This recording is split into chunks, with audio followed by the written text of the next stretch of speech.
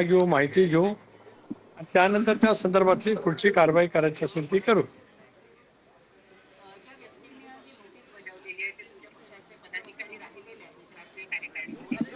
त्यांच्याबरोबर काही संवाद झालाय का कालपासून किंवा त्यांच्यावर काही कारवाई करण्यात येणार आहे का की त्यांनी पक्षाच्या प्रमुखांनाच अशा पद्धतीची नोटीस बजावली?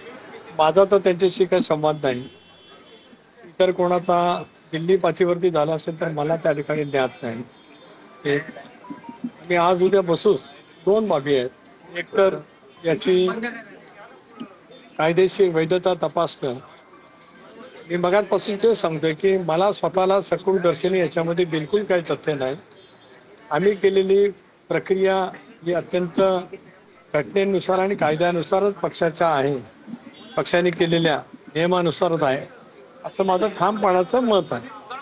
त्यानंतर आम्ही एकत्रितपणाने बसून त्यांनी राष्ट्रीय अध्यक्षांच्या निवडीच्या बद्दल जे काय पत्र दिलेलं आहे त्या संदर्भामध्ये नेमकं शिस्तभंग किंवा काय हा सुद्धा निर्णय पक्षाच्या कोर ग्रुपमध्ये बसून आम्ही त्या संदर्भातला नक्कीच त्या ठिकाणी करू.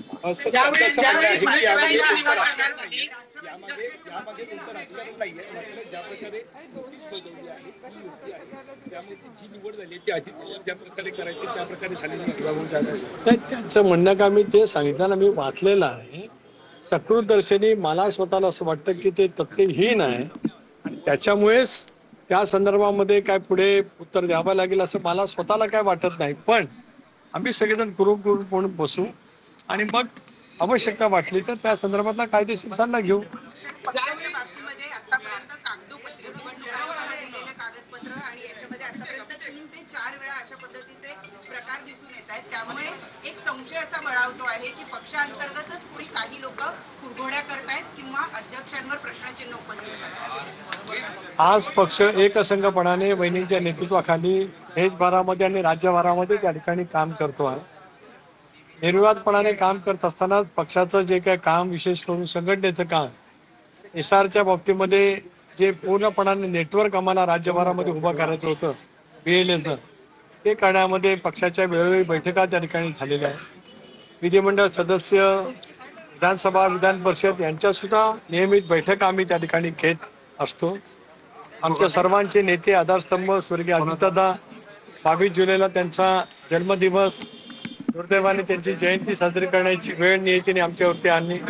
त्या दृष्टिकोनातून सुद्धा राज्यभर कार्यक्रम, संबंध राज्यभरामध्ये देशभरामध्ये दादांनी त्यांच्या कर्तृत्वातून, मेहनतीतून जी काय प्रचंड क्षमतेतून प्रतिमा तयार केलेली होती, आज दादा आमच्यामध्ये नाही हे आम्हाला सहनीय होत त्या ठिकाणी नाही.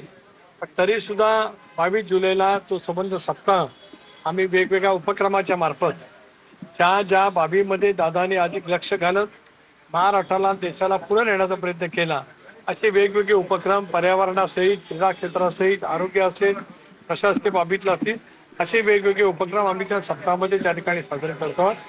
पक्ष एकसंघपणाने वाटचाल करतो. अजितदादांच्या जयंतीनिमित्त सप्ताह साजरा करणार आहात.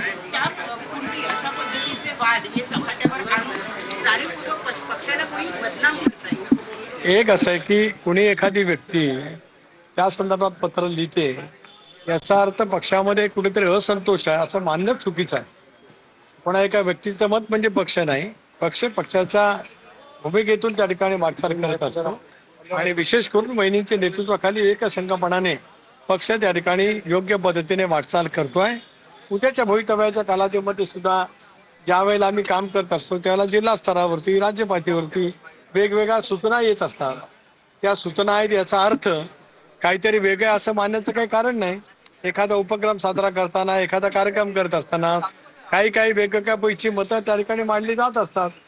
पक्ष आमचा हा लोकशाही माध्यमातून त्या ठिकाणी चालत असतो. त्या पद्धतीने पुढच्या कालावधीमध्ये आम्ही काम करत राहू. निवड करण्यात आली तेव्हा तुमची आणि प्रफुल्ल पटेल यांची निवड करण्यात आली, मात्र प्रश्नचिन्ह हा फक्त सुमेकरताईंच्या पदावरती काय येतो हा देखील प्रश्न उपस्थित होतो. एक असं आहे की मी जी नोटीस वाचली त्याच्यामध्ये वहिनींनाही नोटीस आहे आणि कार्याध्यक्ष प्रफुल्लभाईंना सुद्धा आहे.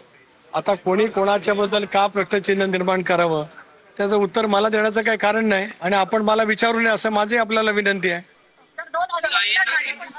काही ना कधी येणार राष्ट्रवादीकडे अर्थ खातं तर कधी येणार? एक असं आहे की मधल्या कालावधीमध्ये अधिवेशन चालू होतं. अधिवेशन गेल्याच आठवड्यात संपलं. आज उद्या काहीतरी आम्ही कोर ग्रुपची मिटिंग घेऊ, माननीय मुख्यमंत्री महोदयांची वेळ मागू. या संदर्भामध्ये पुढची कारवाई त्यांच्याकडनं करावी अशी आम्ही त्यांना नक्कीच विनंती करू. धन्यवाद.